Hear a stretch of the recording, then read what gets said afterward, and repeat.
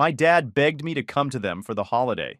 After a 6-hour flight, I came, and he opened the door and said, "You will babysit your sister's kids while we are going on family trip." Then, my sister said, laughing, "Don't wipe your snot on them, kids." They laughed, until I shocked them with my announcement. Need to get this story off my chest because what happened over the holidays still has me shaking with anger. My family has always been messed up, but what they pulled this time crossed every line imaginable. Let me give you some background first. I'm the middle child with an older brother Matthew, 32, and a younger sister Tiffany, 26. Growing up, it was clear that Tiffany was the golden child and Matthew was the responsible firstborn, which left me as the family scapegoat. Every family has dynamics, but mine took it to an extreme level. Tiffany could do absolutely no wrong in my parents' eyes. She was the baby, the princess, the one who got everything handed to her on a silver platter. When she wanted dance lessons, they paid for the most expensive studio in town. When she wanted a car at 16, they bought her a brand new Honda Civic. When she got mediocre grades, they celebrated like she'd won a Nobel Prize. Meanwhile, I worked my butt off in school, got a part-time job at 14, and saved every penny to buy my own used car. When I graduated as valedictorian, my parents couldn't even be bothered to take the day off work for the ceremony because Tiffany had a dance recital the same weekend. Guess which event they prioritized? The favoritism was so blatant that even extended family members would comment on it. My grandmother on my mother's side once told my parents directly that they were being unfair to me, and my mom's response was, "You don't understand. Tiffany needs more support because she's sensitive." Sensitive. That was always the excuse. Tiffany was too sensitive to be criticized, too sensitive to be held accountable, too sensitive to face any consequences for her actions. But I was apparently tough enough to handle being ignored, dismissed, and blamed for everything that went wrong in the house. When Tiffany failed her first year of college and dropped out, my parents immediately started paying for her to attend community college and live at home rent-free. When I graduated from university with honors and a degree in engineering, they told me it was time to start being independent and kicked me out within 2 weeks.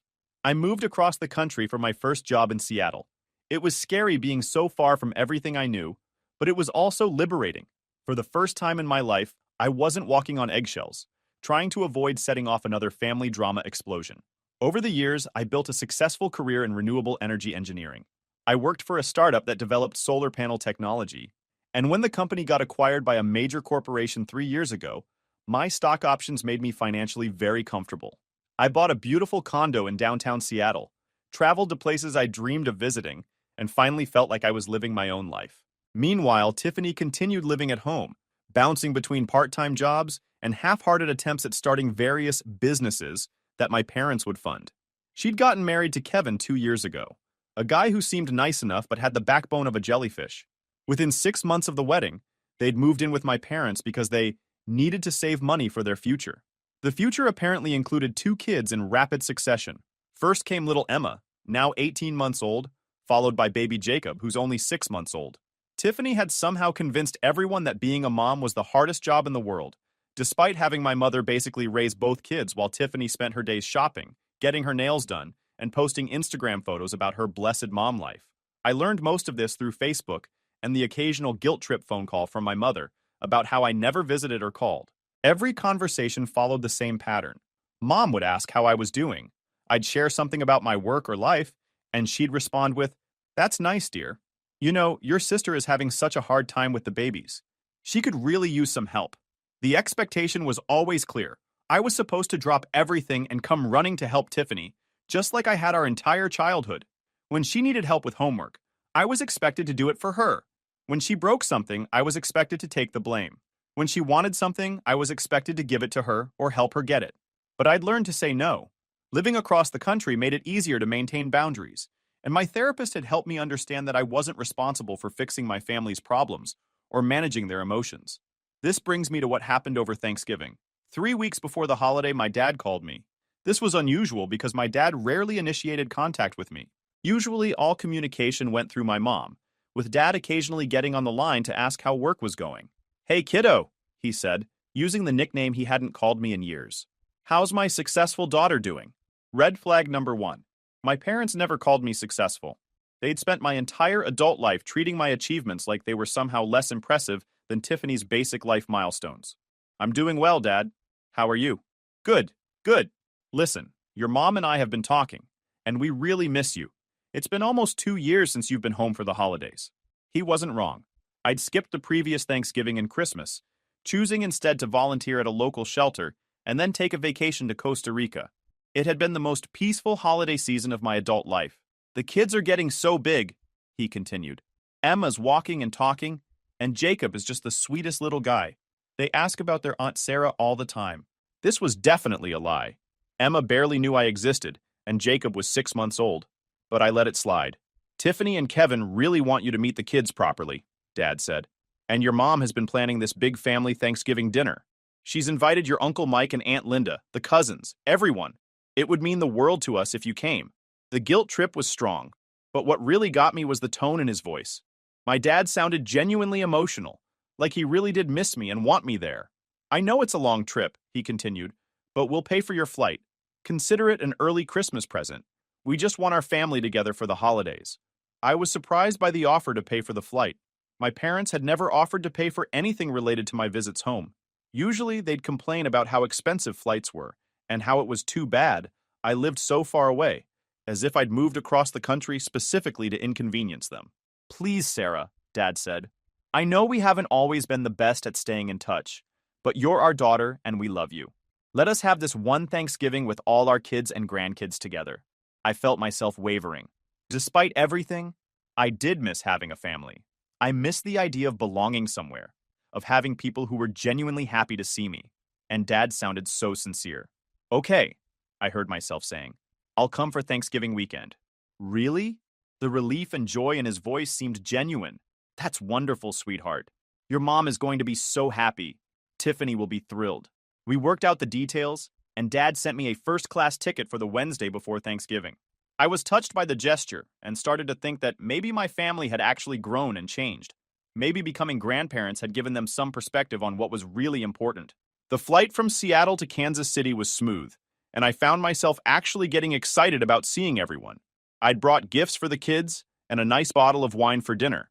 I was even looking forward to seeing Tiffany and meeting Kevin properly. When I landed, I texted Dad to let him know I'd arrived and was getting my rental car. He texted back, "Can't wait to see you. Come straight to the house."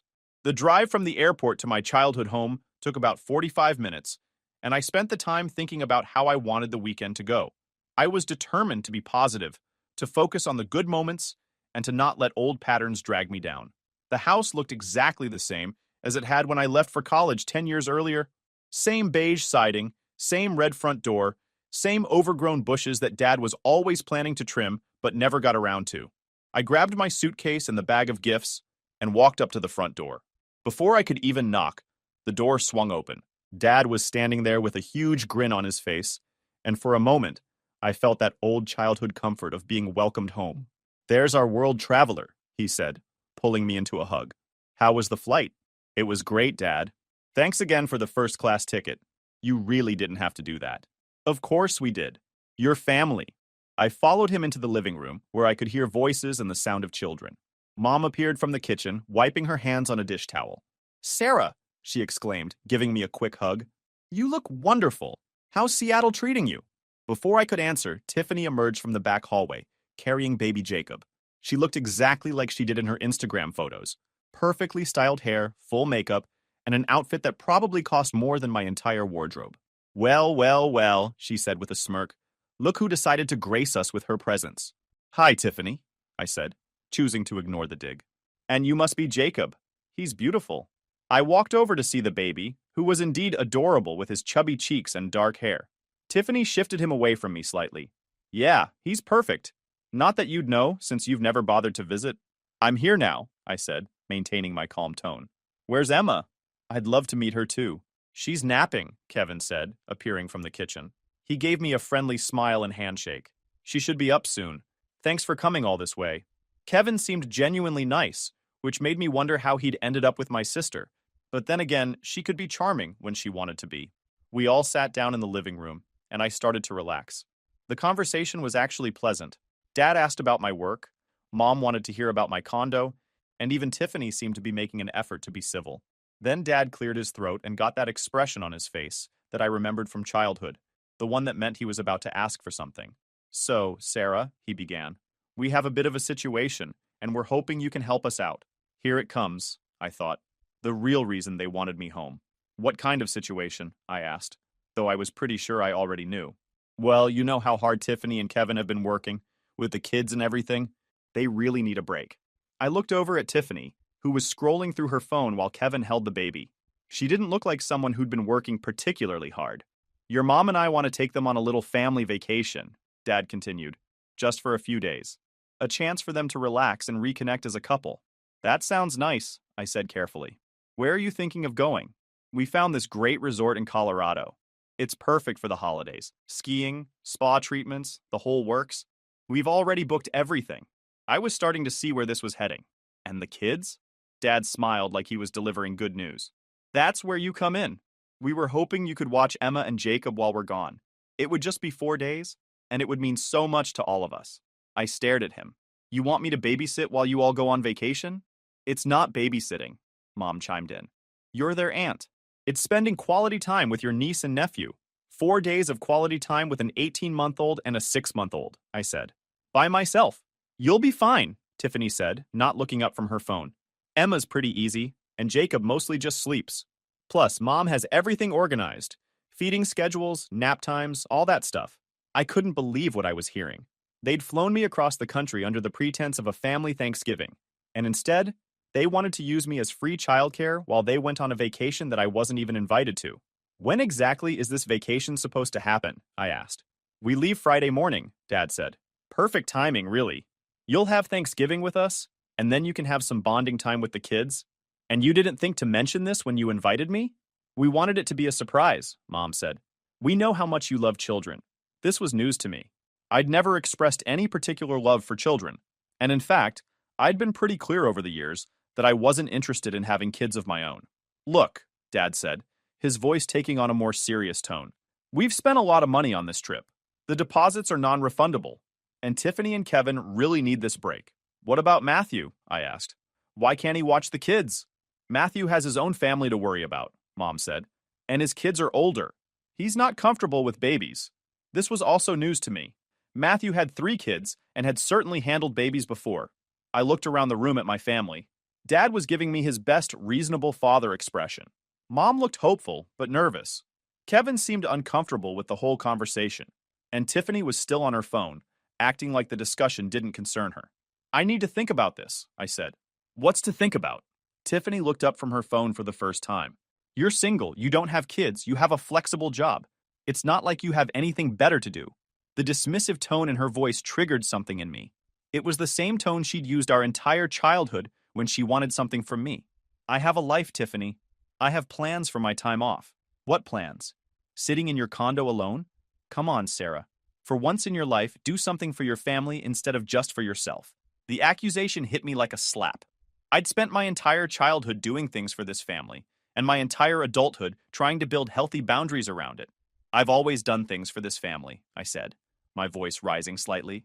I did your homework for you in high school. I covered for you when you snuck out. I gave you my college savings when you needed money for your wedding dress. That was years ago, Tiffany said. I'm talking about now. About being there for your niece and nephew. You're the niece and nephew I've met for a total of 10 minutes? That's your fault for living so far away. I felt the familiar pattern trying to establish itself. Me getting defensive, her playing victim, our parents stepping in to smooth things over by asking me to give in. But I wasn't the same person I'd been when I left home. I need some air, I said, standing up. Sarah, Dad said, don't be dramatic. We're just asking for a small favor. A small favor would be picking up something from the grocery store or helping with dishes. 4 days of solo childcare for 2 babies is not a small favor. I walked outside to my rental car and sat in the driver's seat, trying to calm down. My phone buzzed with a text from my best friend Jenna in Seattle. How's the family reunion going? I started typing a response, then stopped. How could I even explain this situation? After about 15 minutes, Mom came outside. Honey, can we talk? I rolled down the window. What is there to talk about, Mom? I know this isn't what you were expecting, but please try to understand. Tiffany has been so overwhelmed with the babies. She cries all the time.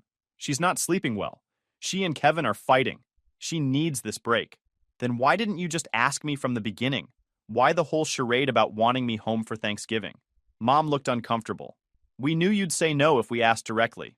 And we do want you here for Thanksgiving. Both things can be true. But one thing is clearly more important than the other. That's not fair, Sarah. We love you just as much as we love Tiffany. It was such an obvious lie that I almost laughed. When's the last time you paid for Matthew to fly home? When's the last time you offered to watch his kids so he could take a vacation? That's different. Matthew lives closer. It's different because I'm the one you call when you need something, and Tiffany is the one you do things for. It's been that way our entire lives. Mom was quiet for a moment. I'm sorry you feel that way. I don't feel that way, Mom. It is that way. And I'm done pretending otherwise. I started the car. Where are you going? Mom asked, looking panicked. I'm going to get a hotel room and think about whether I want to stay for Thanksgiving dinner tomorrow. Sarah, please don't do this. Don't ruin the holiday over a misunderstanding. I'm not ruining anything. I'm just choosing not to be manipulated. I drove to the nearest hotel and checked in. The desk clerk looked sympathetic when I said I needed a room for the night, probably assuming I'd had a fight with my spouse or something. Once I was in the room, I called Jenna. That was fast, she said when she answered. How bad was it? I told her the whole story. By the time I finished, she was speechless. They flew you home to be their free babysitter? She finally said. Apparently. And they didn't tell you until after you got there?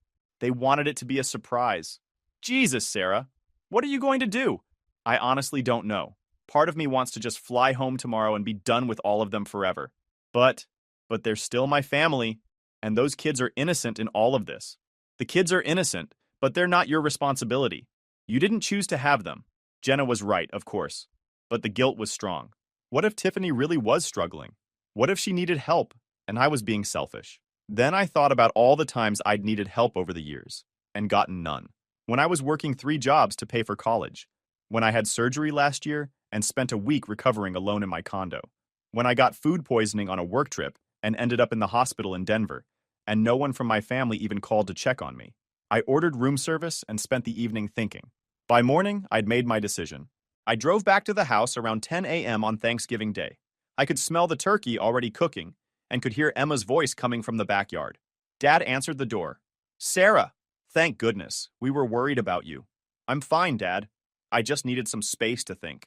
And I've made my decision about the babysitting situation. His face lit up. Great. I knew you'd come through for us. Your mom has everything written down. Feeding times, nap schedules, emergency contacts. Dad, I interrupted. I'm not doing it. His smile faltered. What do you mean? I mean I'm not watching the kids while you go on vacation. I came here for Thanksgiving, and I'll stay for dinner today. But I'm flying back to Seattle tomorrow. But Sarah, we've already paid for everything. The resort, the flights, we can't just cancel. You should have thought about that before you assumed I'd agree. Tiffany appeared in the hallway behind Dad, holding Emma. What's going on? Your sister is being unreasonable, Dad said. She won't watch the kids. Tiffany's face went from confused to angry in about 2 seconds. Are you serious right now? We flew you here. We're paying for your hotel. You're not paying for my hotel. I'm paying for it myself. Whatever. The point is, we need you to do this. It's 4 days, Sarah. 4 days out of your precious, important life. 4 days that you never asked me about. You just assumed I'd drop everything for you, like I always have. Because that's what family does, Tiffany yelled, causing Emma to start crying. God, Sarah, could you be any more selfish? I haven't had a break in months. I'm exhausted. I'm overwhelmed. And instead of helping me, you're throwing a tantrum because we didn't ask nicely enough. I'm not throwing a tantrum. I'm setting a boundary. It's the same thing. Mom appeared from the kitchen, looking frazzled. What's all the shouting about? Sarah is ruining Thanksgiving, Tiffany said. She won't watch the kids, so now we can't go on our vacation. Oh, Sarah, Mom said, looking at me with disappointment. Why are you being so difficult? The familiar pattern was reasserting itself, me being painted as the problem, the difficult one, the one who was ruining everything for everyone else. But this time, I didn't take the bait. I'm going to go for a walk, I said. When I come back, I'd like to have a nice Thanksgiving dinner with my family. If you can't manage that, then I'll leave now and drive to the airport. I walked out before anyone could respond. I spent an hour walking around my old neighborhood, thinking about all the Thanksgivings of my childhood. The year I spent the entire day in the kitchen, helping Mom cook while Tiffany watched TV. The year I carved the turkey because Dad was busy helping Tiffany with a school project that was due the next day. The year I made pumpkin pie from scratch because it was Tiffany's favorite, and she pouted when she found out Mom had bought store-bought. When I got back to the house, Uncle Mike and Aunt Linda had arrived with their kids. Matthew was there too with his family. The house was full of people and noise and the smell of turkey and stuffing.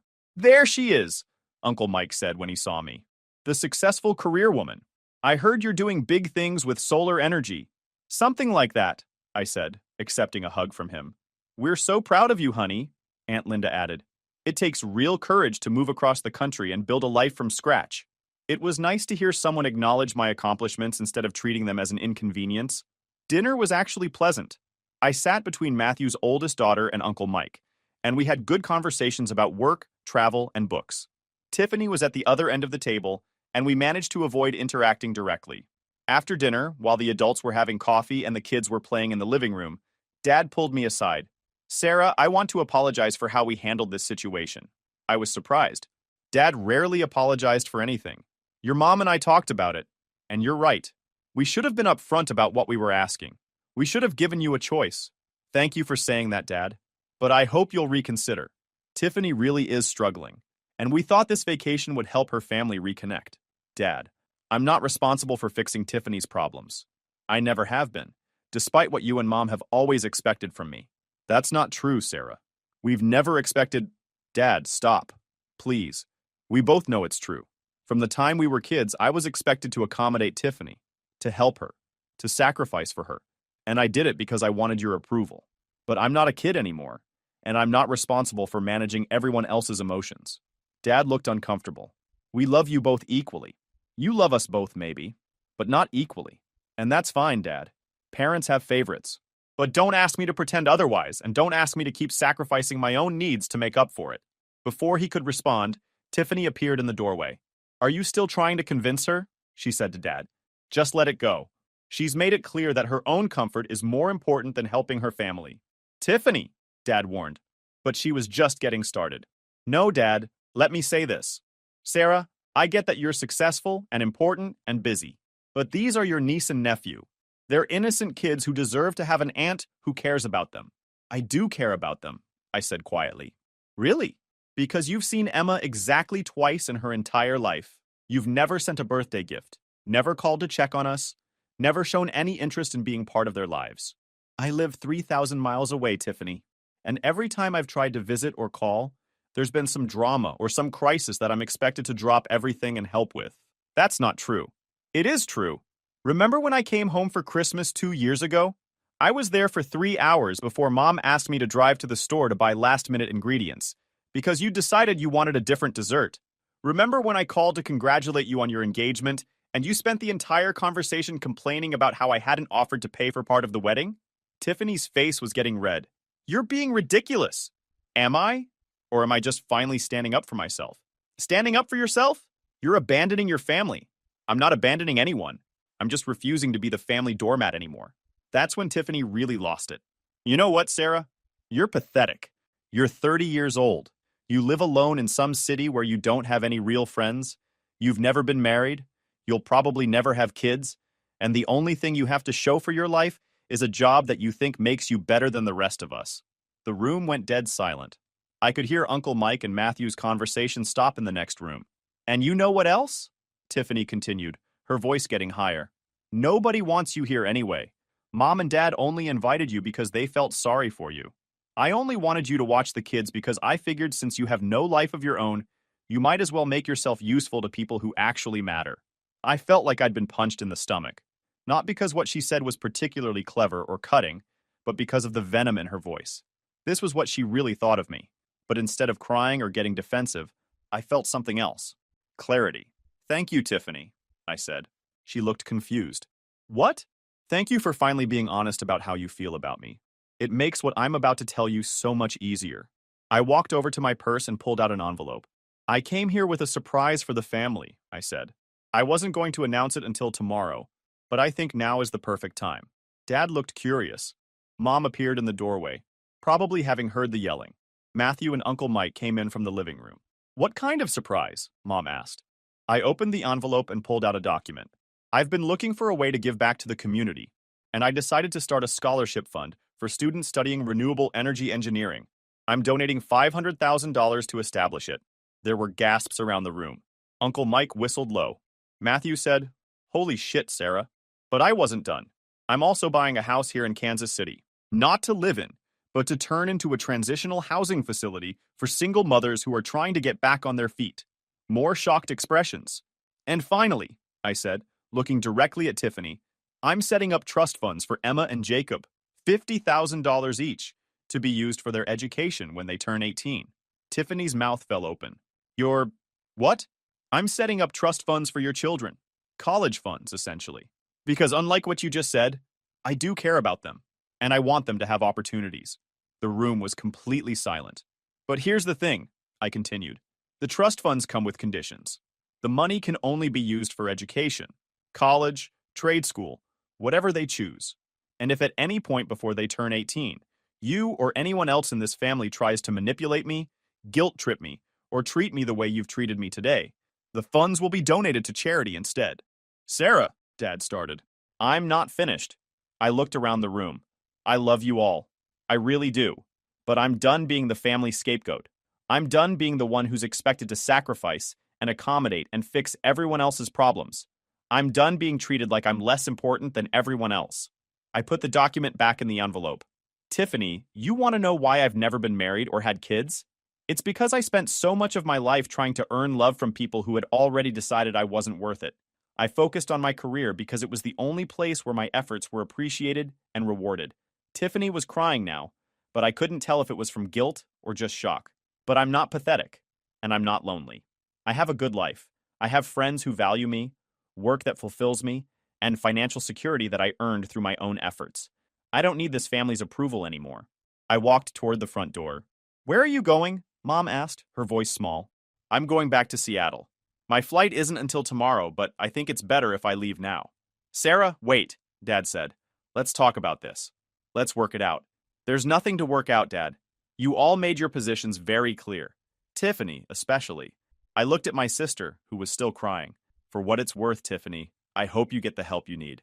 And I hope someday Emma and Jacob will understand why their college funds came with strings attached. Don't leave like this, Mom pleaded. It's Thanksgiving. It is Thanksgiving, I agreed. And I'm thankful that I finally have the self-respect to walk away from people who don't value me. I picked up my suitcase, which I'd never unpacked.